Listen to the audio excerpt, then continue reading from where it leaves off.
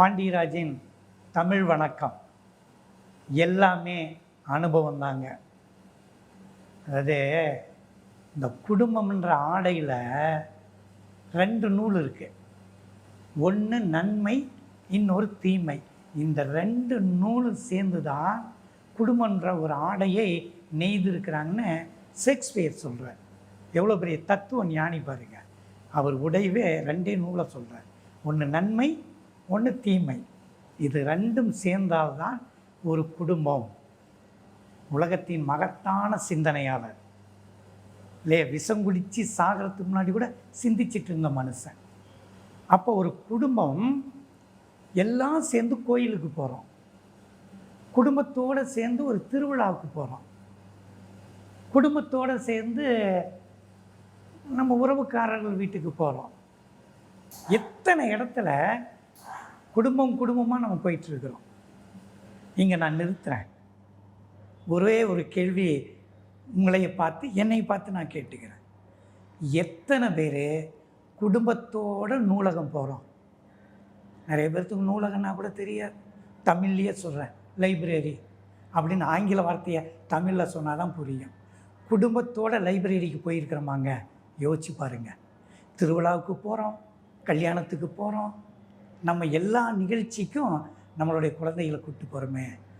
மனைவி வா, மகனே வா, மகளே வா, நூலகத்துக்கு போவோன்னு எந்த தகப்பன் தாய் கூட்டிகிட்டு போகிறான்? குடும்பத்தோட நூலகம் போகணுங்க. நூலகம் சாதாரணமானதில்லை. ஒரு பெரிய புரட்சிக்கு ஒரு போராளி கையில் இருக்கிற துப்பாக்கியை விட ஒரு புத்தகம் மேலானதுன்றாரு லெனின். ஒரு புத்தகத்தோட அத்தனை விஷயமும் இருக்குது. என்னைய நூலகத்து பக்கத்தில் இருக்கிற வீடு எனக்கு கொடுங்கன்னு டாக்டர் அம்பேத்கர் கேட்குறாரு.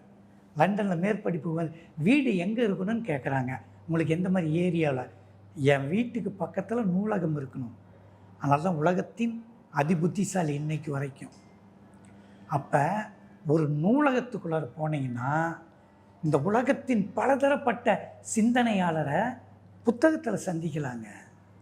உங்கள் எல்லாத்துக்குமே தெரியும், ஒரு நூலகம் திறந்தால் ஒரு சிறைச்சாலை மூடப்படும். புத்தகம் படிக்க படிக்க மனசுக்குள்ளே இருக்கிற அந்த மிருகம் ஓடிடும்ன்றது தான். அதனால தான் நூலுன்னு பேர் வச்சான். அழகாக வளம்புரி ஜான் ஐயா கூட சொல்லுவார், அப்படியே நெஞ்சில் தைக்கணும். அதனால தாண்டா புஸ்தகத்துக்கு நூலுன்னு பேர் வச்சாங்கன்னு. அதனால் நம்ம குடும்பத்தோடு நூலகம் போவோம் இல்லைங்களா? அதனால தான் குடும்பம் என்ற 2 வகையான நூலில் நெய்ததுன்றார்ல. நன்றி, வணக்கம். மீண்டும் சந்திப்போம்.